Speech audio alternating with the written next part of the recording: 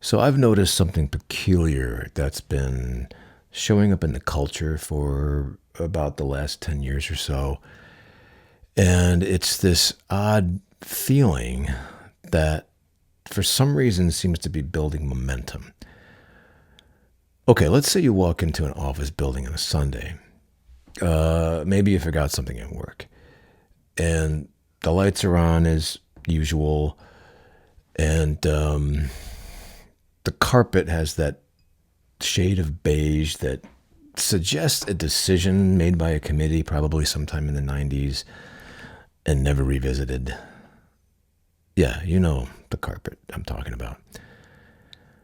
And then you notice a lonely looking half empty mug on someone's desk that's probably been there since Friday.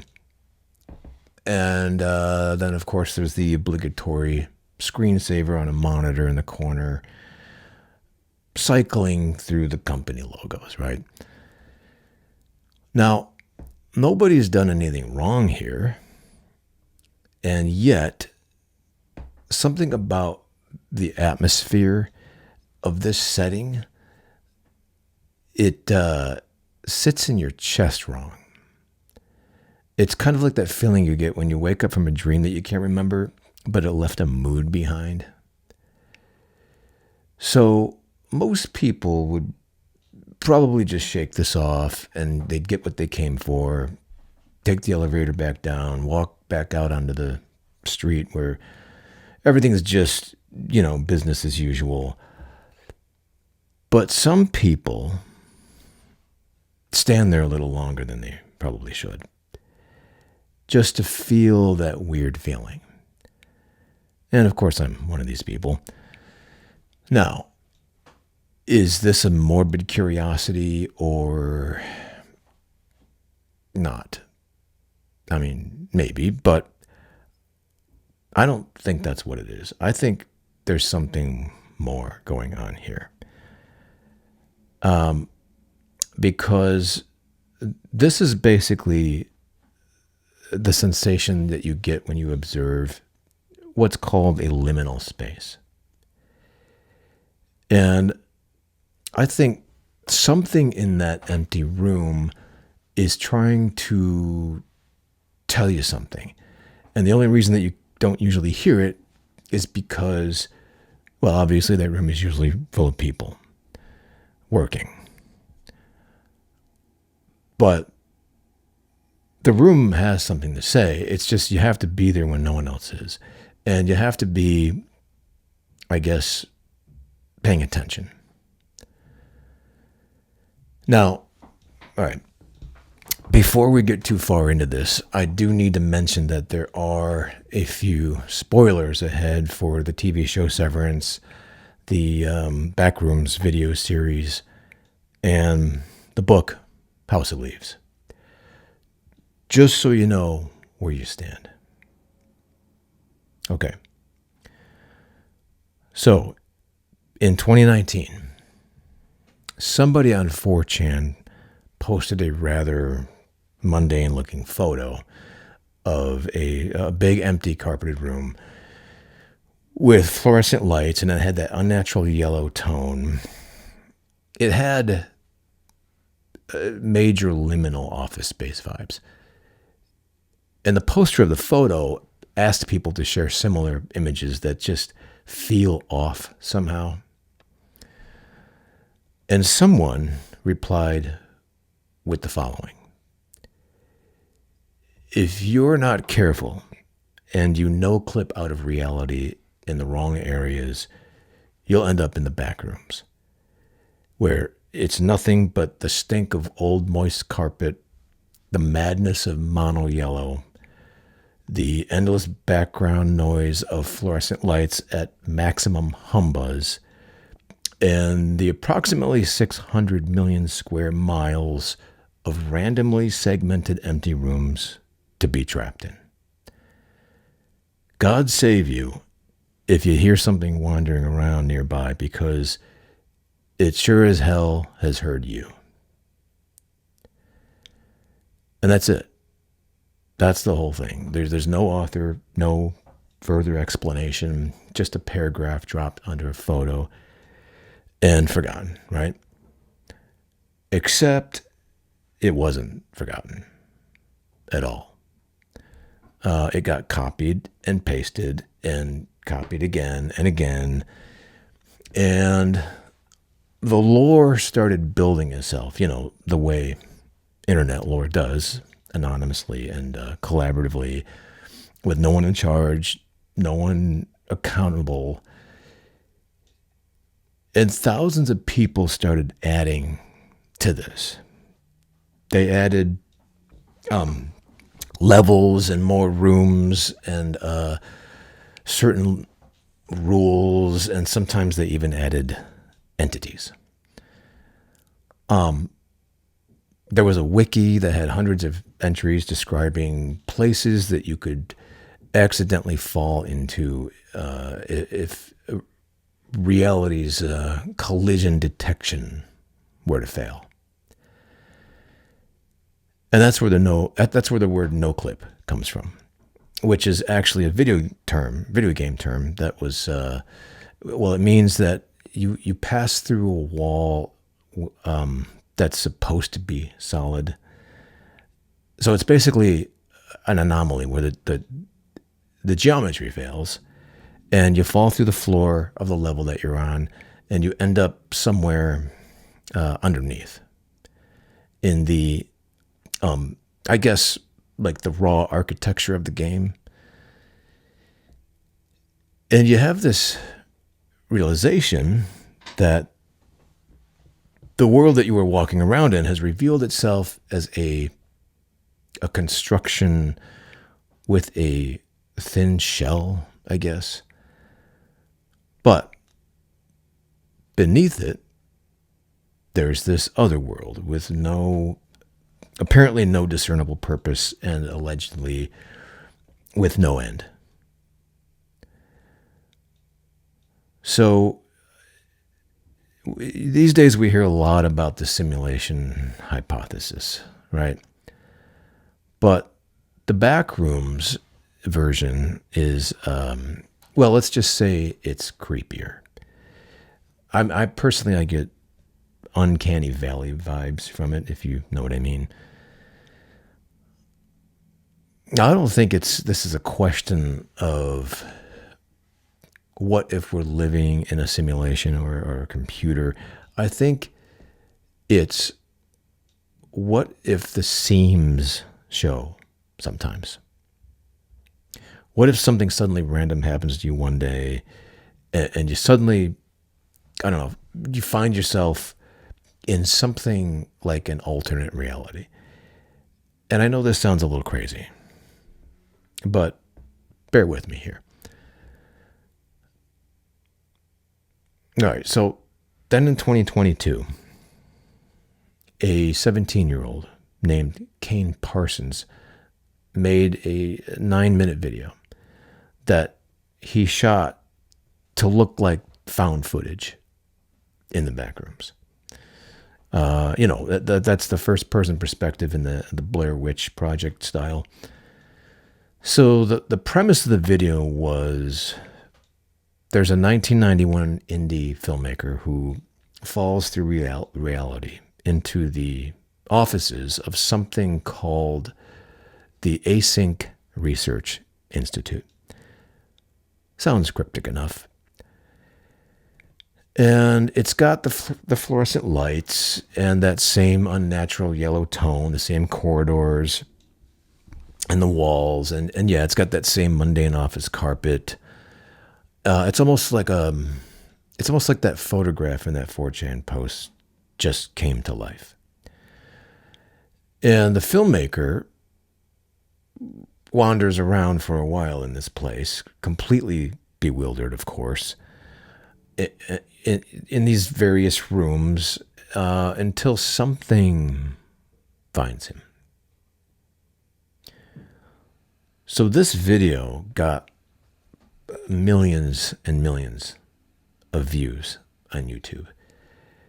And now, lo and behold, there's a major motion picture coming out on, through the A24 studio.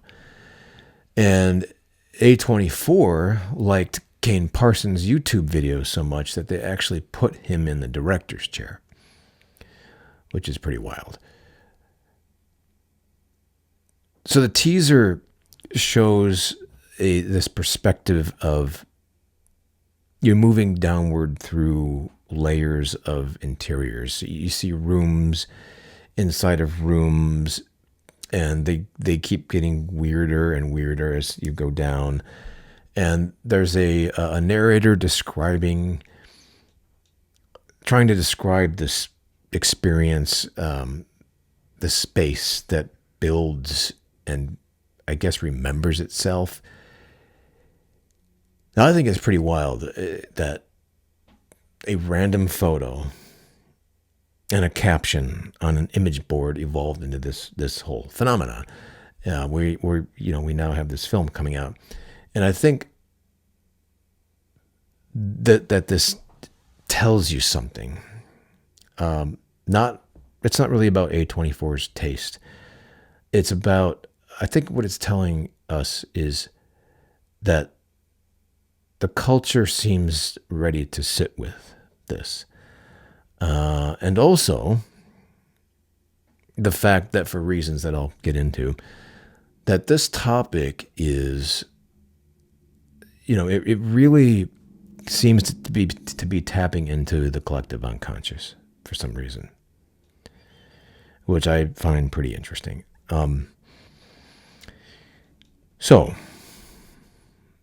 There was an anthropologist named Arnold van Gennep who coined the word liminality about 100 years ago.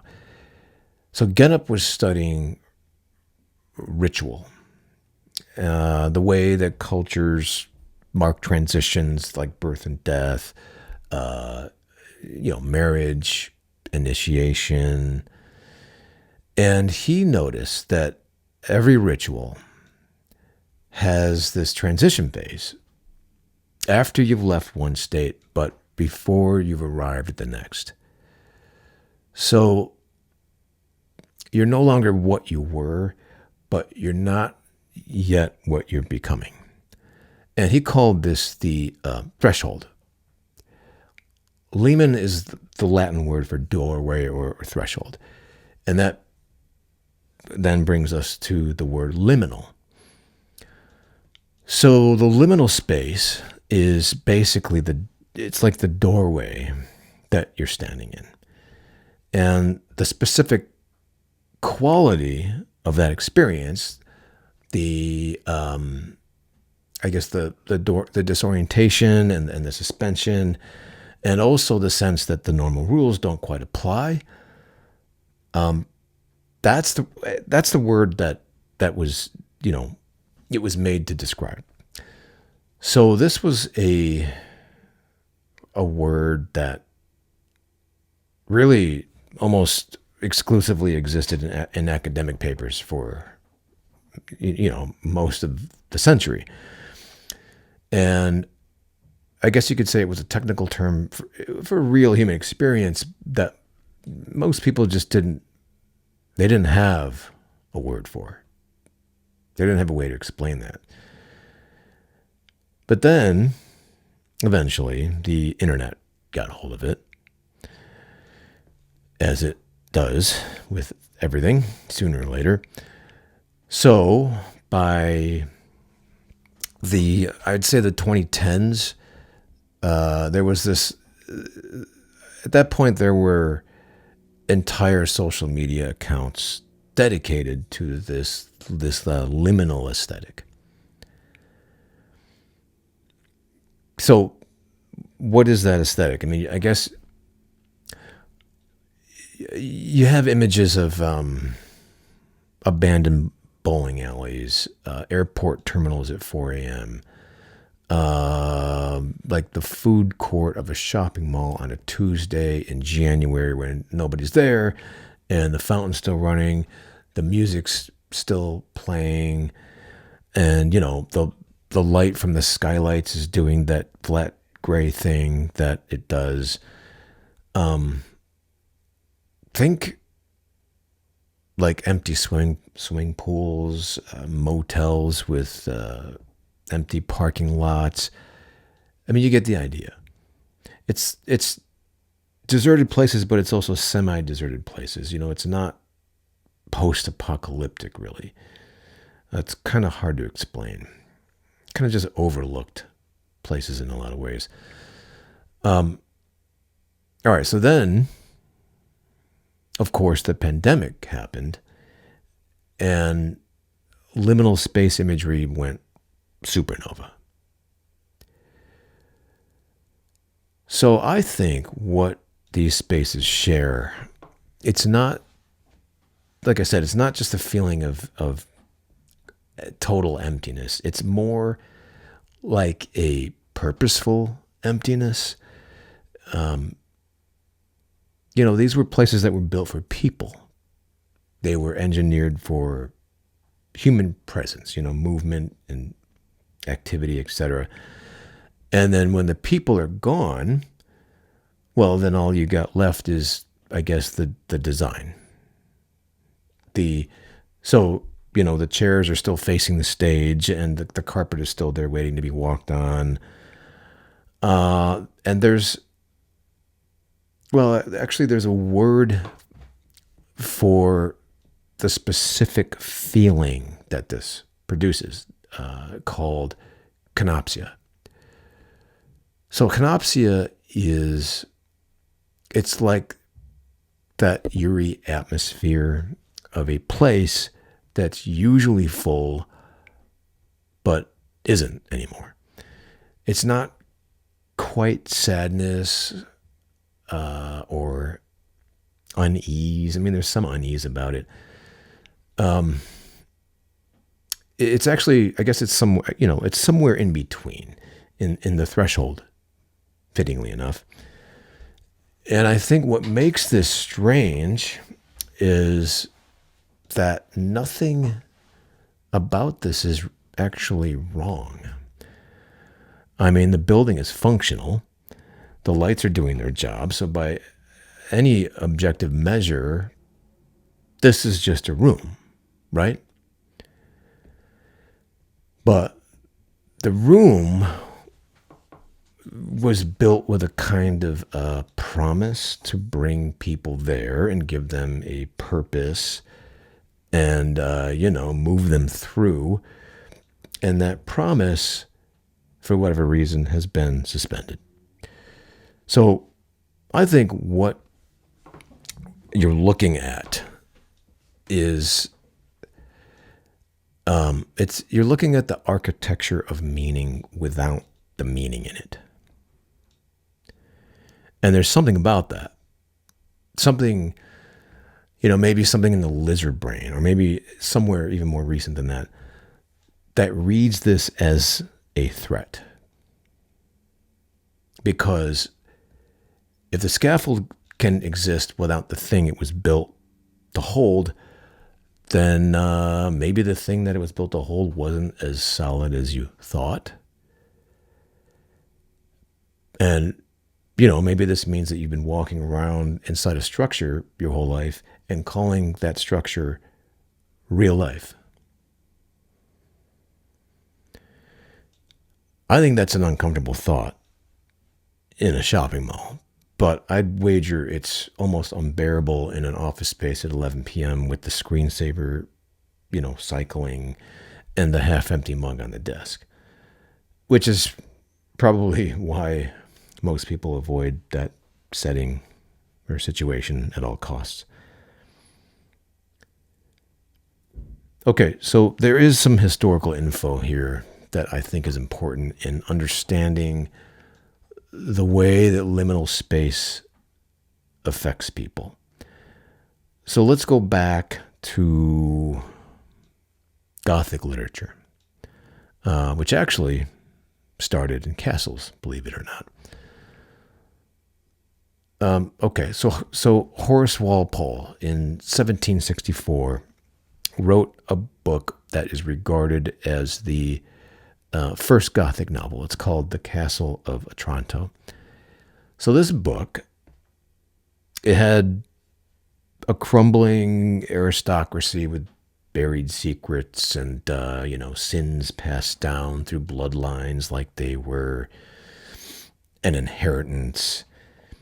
And so the genre that followed spent pretty much the next century in the same territory. So, dark, ornate, decaying spaces where I guess the architecture itself, it felt like it was a warning. And there was this feeling that almost as if the building knew something about you that you didn't know about yourself yet. Now, the thing is, the monsters in these stories, well, they were always proxies. What they actually represented was power. Old, inherited power that had calcified into something inhuman. So you had the Lord of the Manor who cannot die, or the, I guess, the institution that cannot be held accountable. There is a writer named Shira Chess who recently put a name to what's been happening with this whole fascination with the backrooms and the liminal space aesthetic. So Chess calls it the institutional Gothic. So it's basically the same genre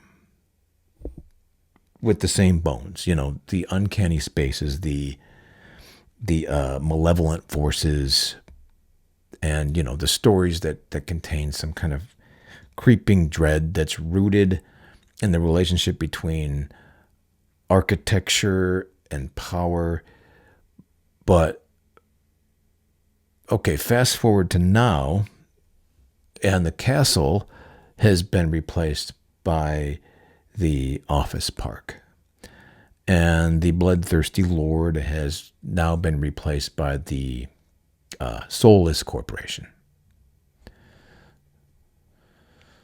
So in the modern version, the terrified protagonist wandering the corridors isn't a Victorian woman in a nightgown.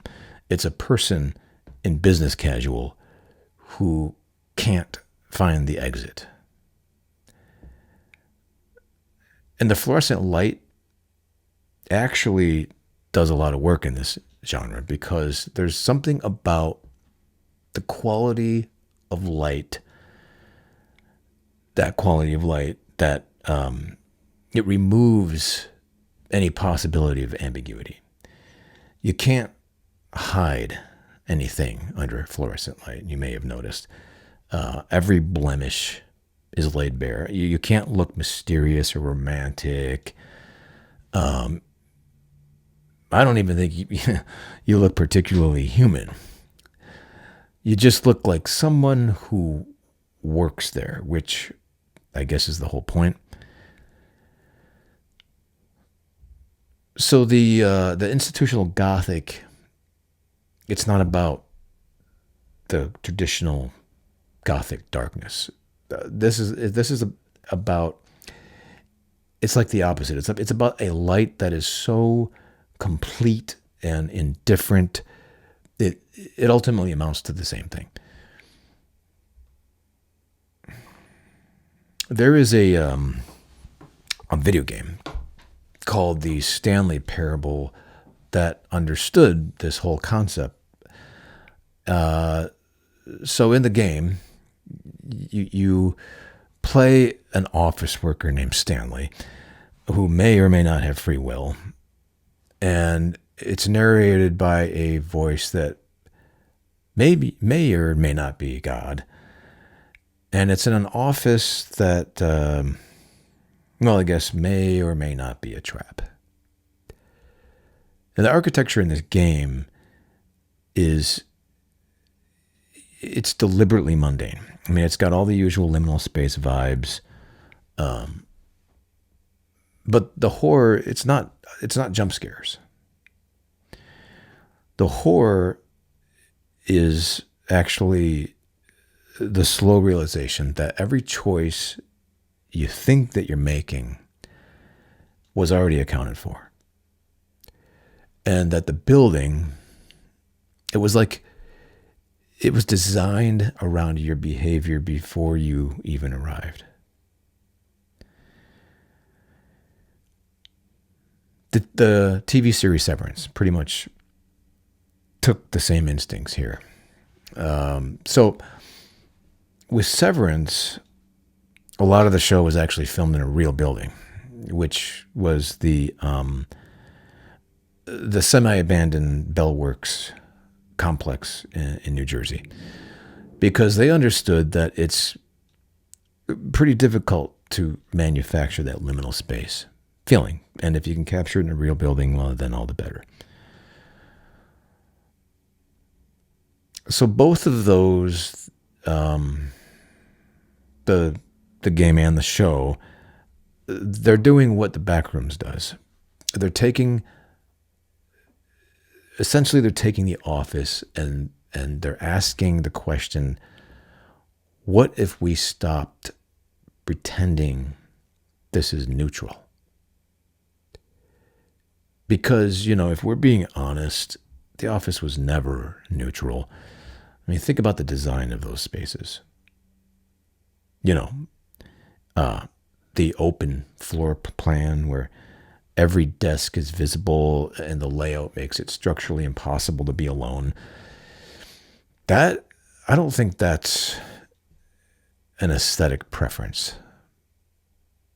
I see that as architecture, as management. The building is doing something to you. It was designed that way. So the traditional Gothic monster, it was always a stand-in for something. I mean, Frankenstein wasn't the real horror. The creator was. The one who actually built the thing and then refused to take responsibility for what Frankenstein became. So the entity that sometimes appears in the Backrooms is, I think it's almost beside the point. I mean, yeah, it's dangerous, but the real question was never about the creature. It was about who built the corridors and why is there no way out?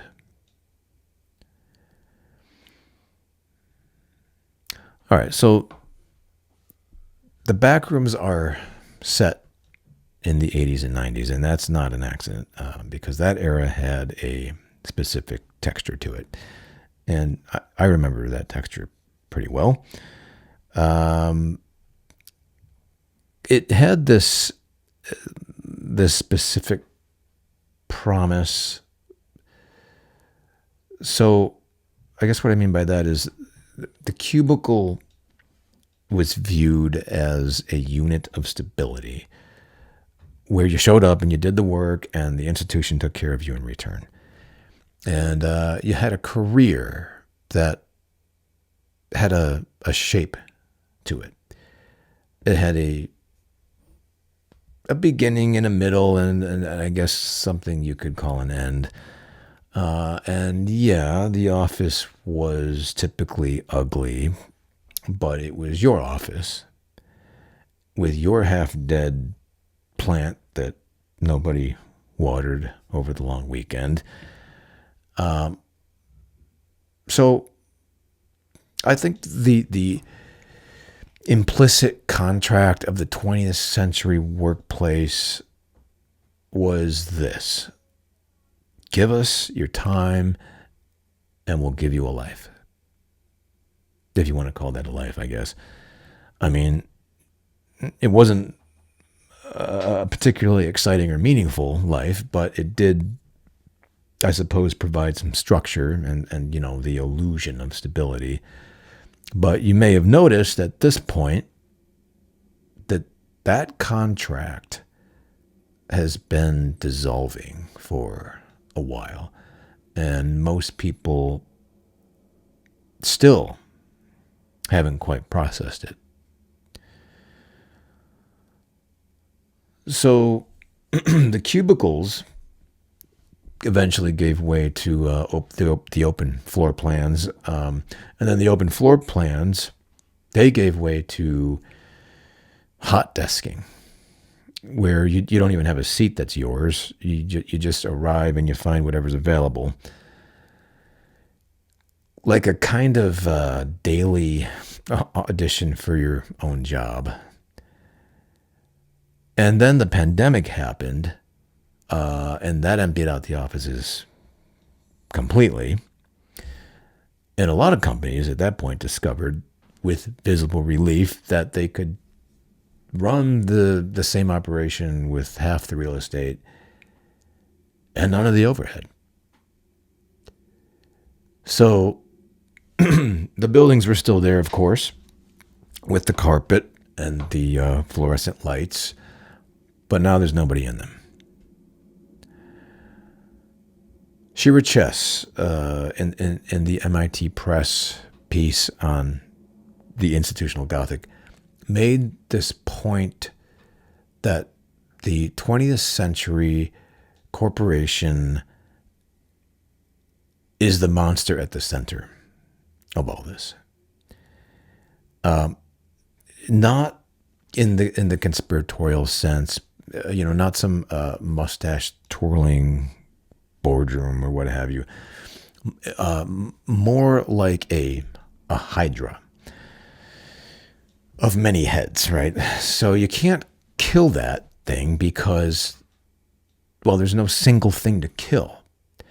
Because it's just going to reorganize and rebrand itself, and then it's going to emerge under a new name with new leadership and, the same fundamental orientation, which is extract value from human time at the lowest possible cost and call it prosperity. And I would say for a while, it worked well enough that most people didn't really look too hard at the mechanism.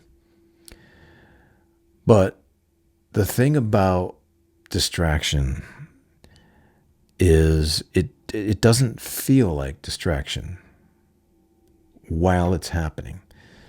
It feels like it's just your life. You're busy. You've got things to do, things to buy, things to watch, places to be, and so forth. The truth is that the structure of modern consumer capitalism, it is extraordinarily good at keeping the calendar full, right? There's always another thing, an upgrade, another meeting that could have been an email, but wasn't, because the meeting is also really just a way of accounting for your time, of proving that you exist within the system in a way that the system can recognize and therefore control. Jean Baudrillard called this the simulacrum, which is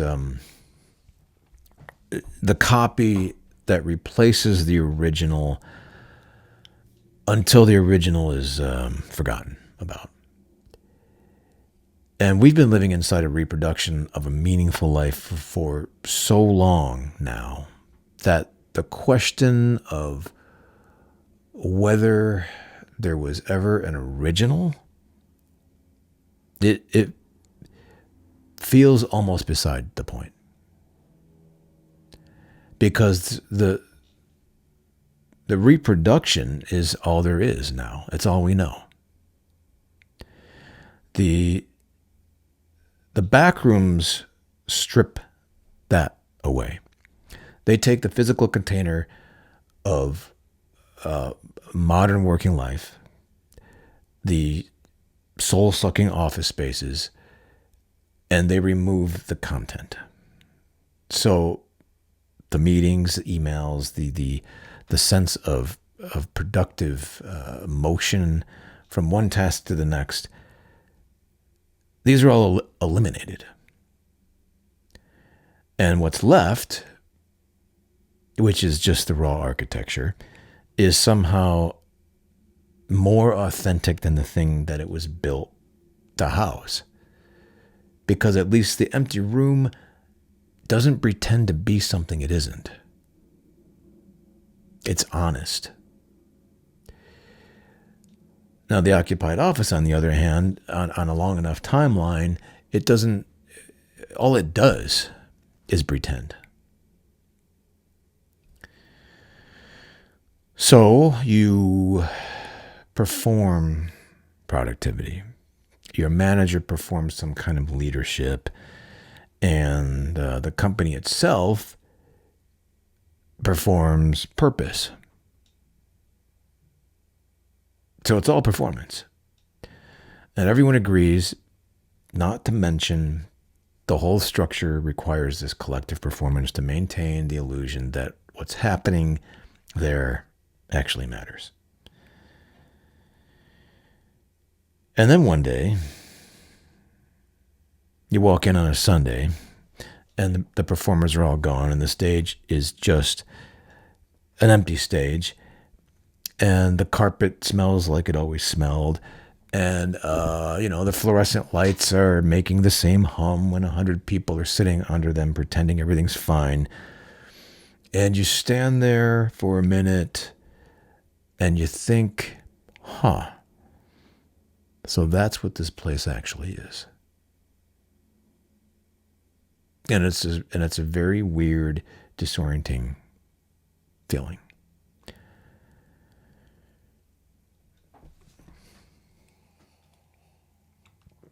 All right, so let's go back to the show Severance for a minute.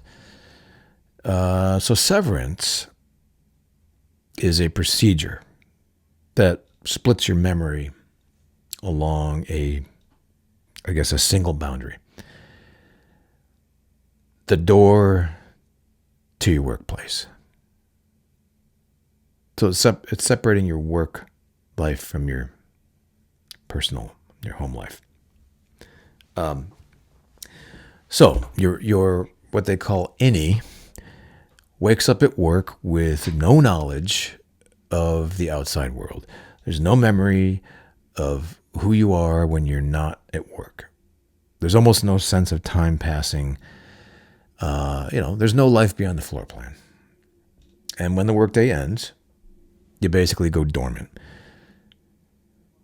Your outie picks up at the elevator and steps out into the world. It has no knowledge of what happened in the 8 hours just accounted for. So the elevator acts as like the threshold.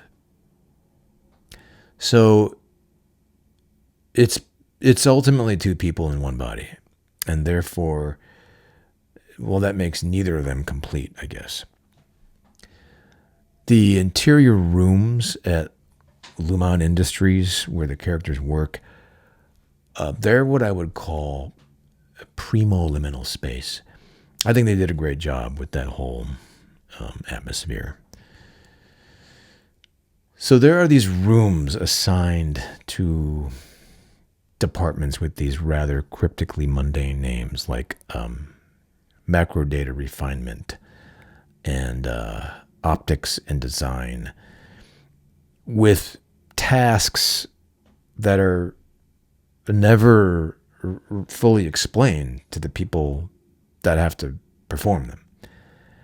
And the architecture here, it's doing what institutional architecture always does. It tells you where to go, and it implies that you should not ask why. But here's the part that stays with you after the show's over. The procedure of severance is voluntary. Nobody's dragged into the elevator and severed against their will. I mean, they sign the paperwork. They show up and they agree to not know what happens to them for 8 hours a day in exchange for what exactly? A job, and I guess the structure of having somewhere to be without having to be burdened by it.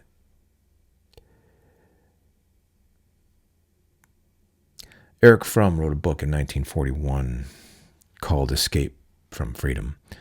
And the argument was uncomfortable enough that it's been largely ignored in the self-help industrial complex, which prefers its freedom unambiguous and aspirational. So his point was that genuine freedom is terrifying, and that the absence of external structure forces, like a confrontation with the self, that most people will, most people will do anything to avoid this. If you're given a choice between freedom in a cage with a predictable daily schedule, it turns out that a significant portion of the working population will choose the cage, and they'll call it security. I mean, freedom in a cage sounds kind of funny. So in Severance, the innie has no life outside the office. Work is its whole life. The outie has no knowledge of what the innie does at work all day.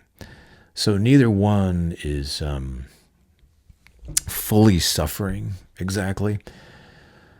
So the innie has colleagues and routines, and sometimes little rituals that feel, I guess, meaningful somehow within the confines of the workspace.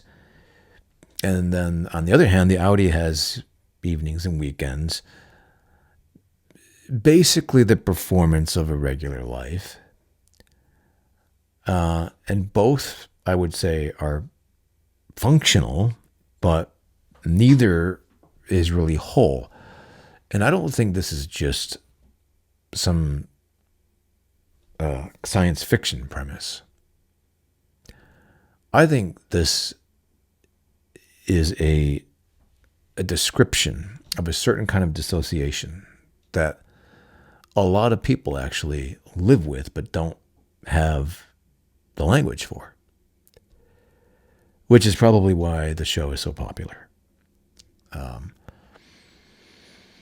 So the version of you that shows up to work and says the right things and navigates the politics, etc., that person shares your body, but you're not always sure that they share your values. And you don't always want to know what they agreed to while you were just trying to get through the day.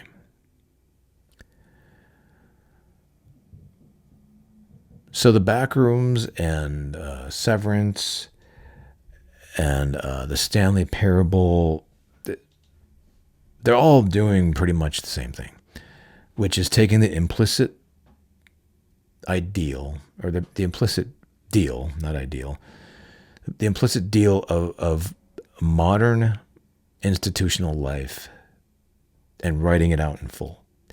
The terms and conditions, basically rendered as horror. And of course, most of us clicked accept without reading the fine print.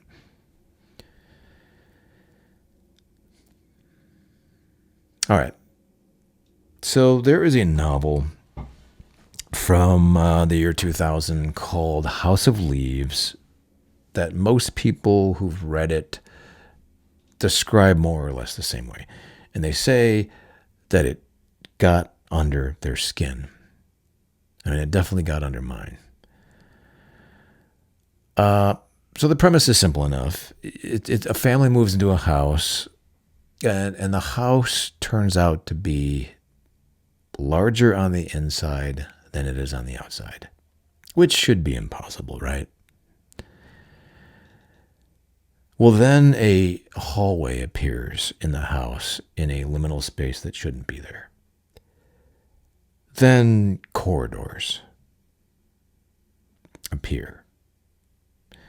Then rooms that extend beyond any architectural possibility, beyond the reach of light and sound. So the house is obviously growing immeasurably. And there's this weird sense that the house seems to like know who's inside it. It's like there's an awareness. The labyrinth is the central image here, which connects it directly to the Minotaur myth. And the Minotaur is a monster at the center of an inescapable structure. But what the author does is relocates the labyrinth from ancient Crete to this suburban house on Ash Tree Lane. So in the book, the monster at the center isn't a creature with horns. It represents repressed shame and paternal failure, and it's the accumulated weight of issues that a family refused to look at directly. Trauma. And the structure of this book, the book itself, it actually mirrors the architecture it describes because it's got all these crazy footnotes inside footnotes and, this almost like experimental text printed from multiple angles. You kind of have to turn the book around to read it, different directions in parts. And the deeper that you go into this, the less stable the ground becomes, naturally. Which also happens when you follow the Backrooms lore far enough. It's got levels within levels and rules that contradict earlier rules. There's a mythology that just keeps expanding because, the architecture of the thing was never designed to have a resolution. It was designed to contain. So the labyrinth, it keeps you moving because that's basically its function. And as long as you're navigating, you're not stopping to ask what's at the center. You're not asking who built it or whether the exit was ever real or just another feature of the design. Something to keep the occupant oriented toward a future that the structure itself will never allow. And the Backrooms, I think, work in the same way because the lore just keeps expanding. There's always more, I guess, to know, discover. There's always another corridor, room, situation. So, all right. There is a category, I guess, speaking of YouTube videos, there's a category of YouTube video that gets like millions of views and nobody really talks about why. So it's basically, what if Earth, or what would Earth look like without humans? So it has those time-lapse simulations of, cities being reclaimed by vegetation. And you've probably seen some post-apocalyptic movie or video showing trees growing through abandoned buildings, right? And the comments under these videos are usually chock full of people saying that it's actually peaceful and that they find it comforting somehow, which I think is worth sitting with for a minute, because the fantasy, it isn't really about survival. It's not about the brutal survival narrative of The Road, for example. The fantasy is specifically, it's about the absence of the whole apparatus. So it's the apocalypse as the one scenario where nobody can reasonably expect you to show up. You're not going to go to work, right? Chernobyl became a tourist destination partly for this reason. Urban decay media has its own substantial corner of the internet as well. People, they look out, they look for these abandoned malls and factories or whatever, and try to document it with cameras and photos and videos. And what they're looking for, they're looking for that backrooms feeling in the physical world. Though I would say kind of on steroids. They're looking for the structure without the system. They want to experience that feeling of the building after the institution has left the building. And I think the liminal space and the post-apocalyptic imagination are ultimately after the same thing. And what that is it's a world that is stripped down to its actual shape. And the fact of that shape, once it's visible, tends to feel more eerie than it does reassuring. And I think that part's worth paying attention to, because I think what that suggests is that the noise was load bearing. All the busyness and the consumption, all the endless social performance. They weren't just a bunch of distractions from something more real underneath. They were the things keeping the underneath from being visible. And the underneath, when you finally see it, the raw architecture, the purposeless corridors, it doesn't look like freedom. It looks more like the Backrooms. Pascal wrote something in the 17th century that has aged, I would say, uncomfortably well. He basically said that all of humanity's problems stem from the inability to sit quietly in a room alone. The Backrooms force you into that room, and there's nothing in it. There's no task or notification. There's no one who needs something from you. There's just the carpet and the lighting and, the low electrical hum of the building, and which was built for human activity and now has none. And I think that's the actual horror. It's not the creature in the corridor. The creature is almost a relief because it gives you something to run from, which is a form of purpose. I think the creature even, in my opinion, detracts from the overall experience.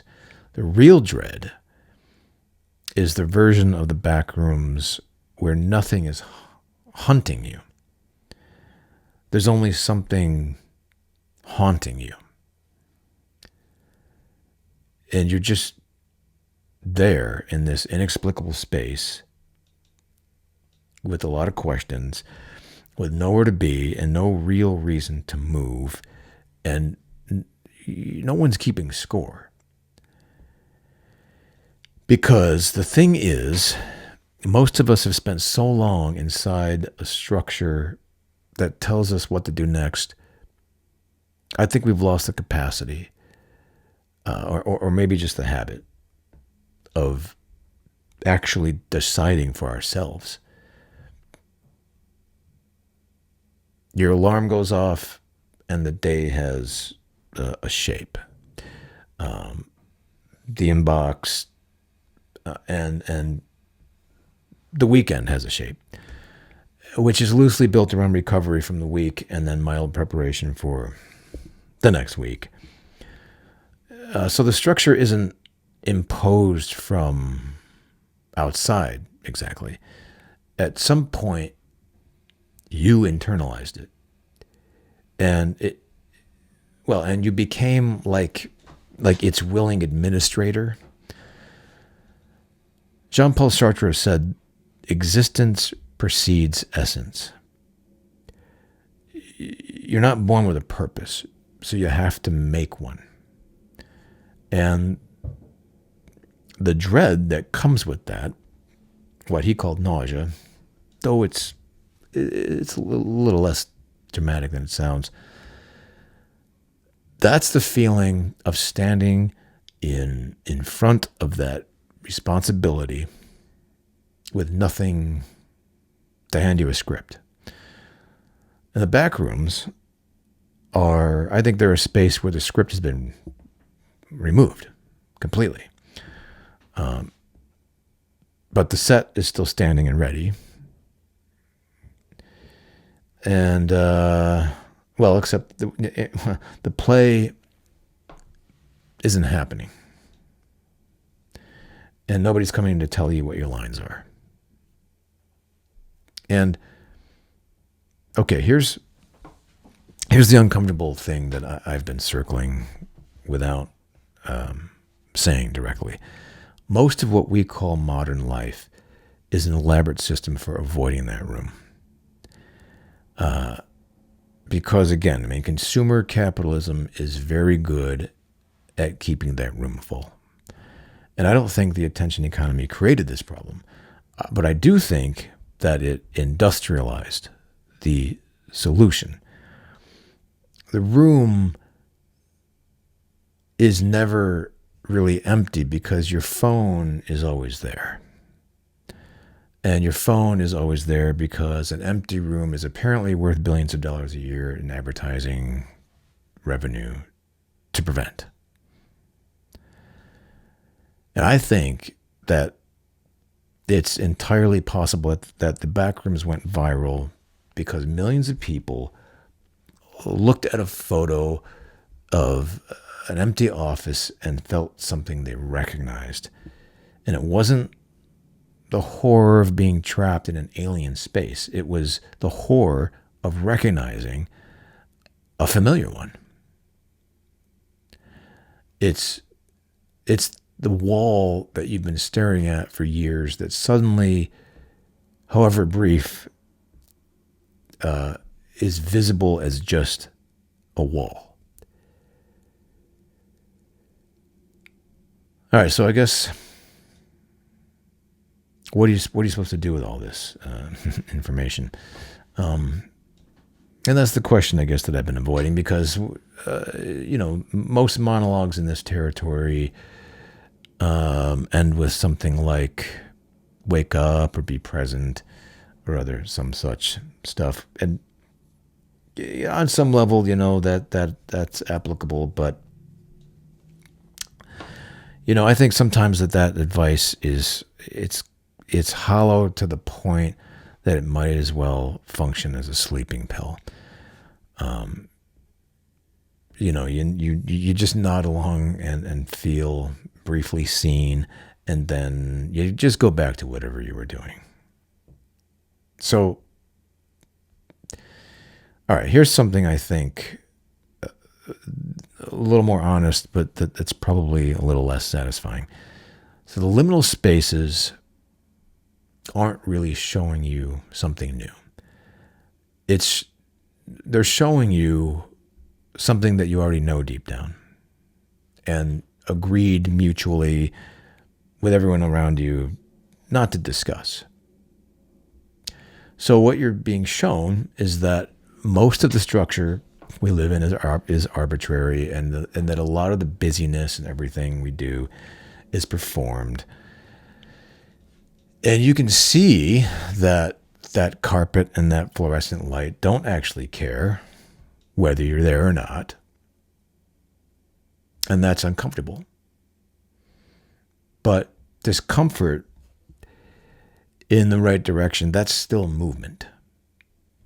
And the people who sometimes find themselves lingering in those spaces, I don't think they're morbid.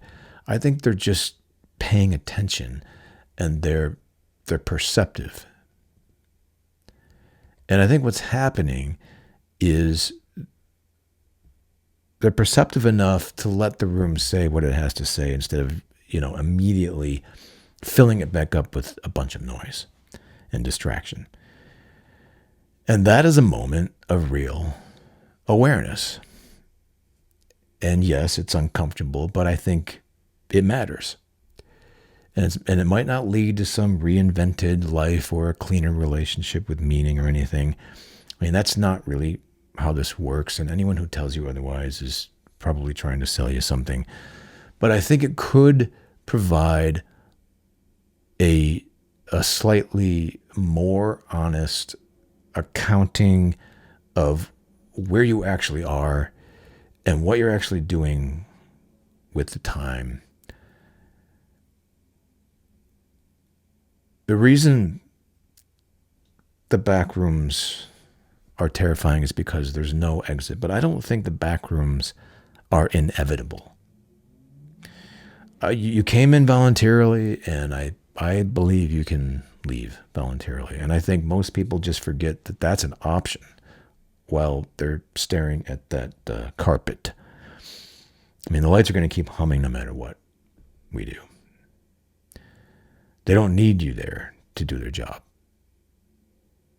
But, you might need to hear them just once before you go back in. If you go back in. All right, this was a long one. If you made it this far, you are a champion.